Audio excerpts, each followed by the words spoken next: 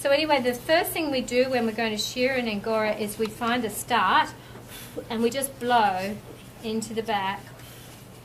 And then with scissors, you've got to be very careful never to actually cut their skin. So you want to go in under and turn the scissors away from the skin and then cut. And these aren't the greatest scissors. I'm sorry. That's all right. So there's the basket right there. You can. Thanks.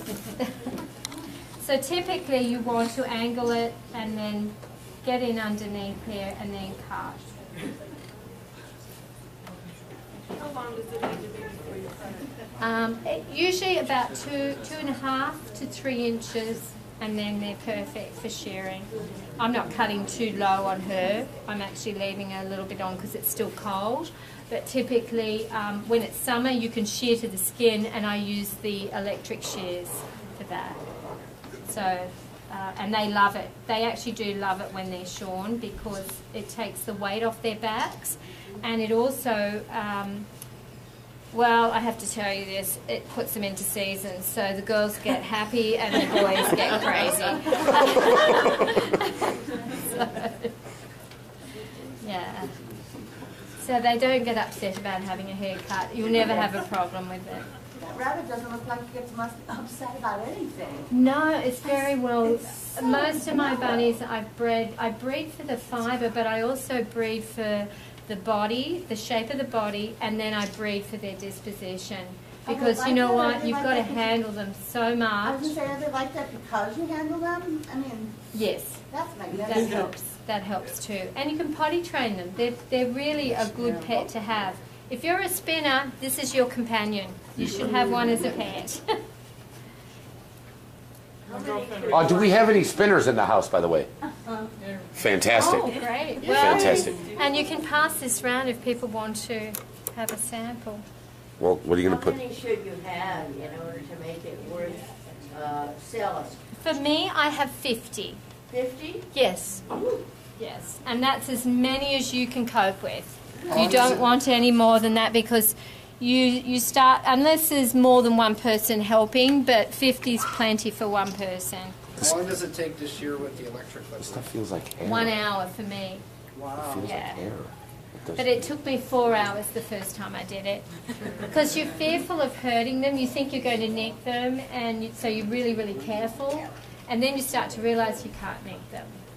You know, Do you have a if you set the drop shears at the right angle and everything, it's just technique. It's like anything. And what is your setting on the electric clippers? I actually keep it at I use the 10. I like that setting, and I keep it at about just so I get 1/8 of an inch on the bottom. I'm actually doing this by hand at the moment, so yeah. With again, gives me an not the best shears, so that's my fault, not hers. Yeah, I can see. Paper. Did you hear that, Dan? Wherever you're at. I can't believe how that just how relaxed. Now, I have friends who raise Germans, and they find them to be very elusive breeders. They're not. They are a little more difficult to breed, the German rabbit, because they are a pedigree. Like all pedigreed animals, they are a little fussy. But if you... I had this this rabbit that would not breed for about 2 years, and I took her to a judge, and one of the rabbit judges, and I said, look, she won't breed. Everything I do, and she's nasty. And she's just hissing at me, and you know, people were saying, oh, you should eat that one, you should eat that one, and I'm just like, no, I don't want to eat her, I don't eat my friends, you know. And so anyway, she said, give her one more chance. So what we did, we bred 2 females either side of her cage. She had to sit in between 2 other females and watch them birth and watch them raise their other bunnies. Next thing, we put a male in with her. Guess what? She bred straight away. Babies. She ended up having the cleanest, best baby. She got Mother of the Year. She was the best in the barn. Yeah.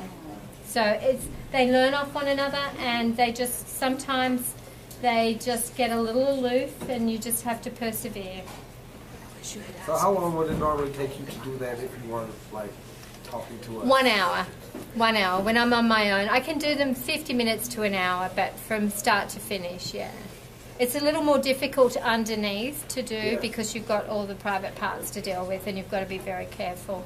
You never want to make a mistake in that area, so you take it slow because they never forget. It feels like air, doesn't it?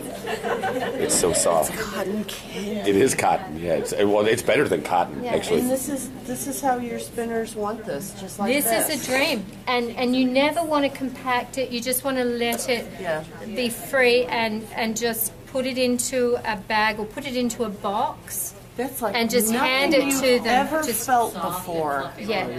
And you spin that up, and you can make beautiful products with it. That is amazing how soft that is. Oh my gosh. I was going to bring a spinning wheel here to have on a demo. Had I known we were going to shear her, we could have actually just been... Friends who spin it straight.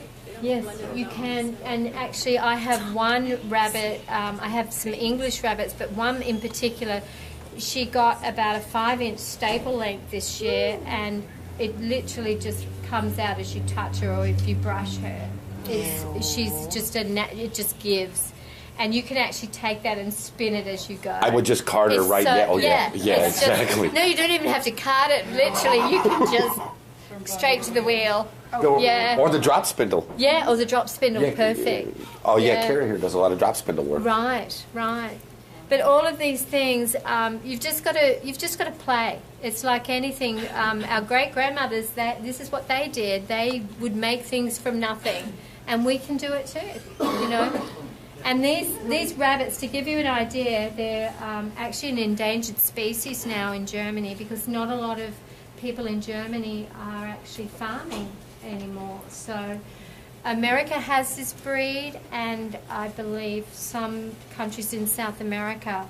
And once it's gone, it's gone. So this is about heritage breeds again. Yes. You know, so it's all good work. Where can you get one? You just have to go online and look up a breeder. IAGAB is the International Angora German Angora Breeders Association. You can get them through a breeder there, or you can link through the North American Wool Cooperative. We have breeders as well. Yeah, we actually seed people. So if you do want to, and what we do is we say you can take one on trial and see if this is for you, because it's not for everyone. I'm telling you, it is hard work. It is. It's a lot of work. It is labor intensive, but it is very joyful what you get back. If you're a fibre artist, this is a dream. If you are not into fibre arts, it can be a lot of work, and you'd say, why would you want to do this? So it's different strokes for different folks, you know.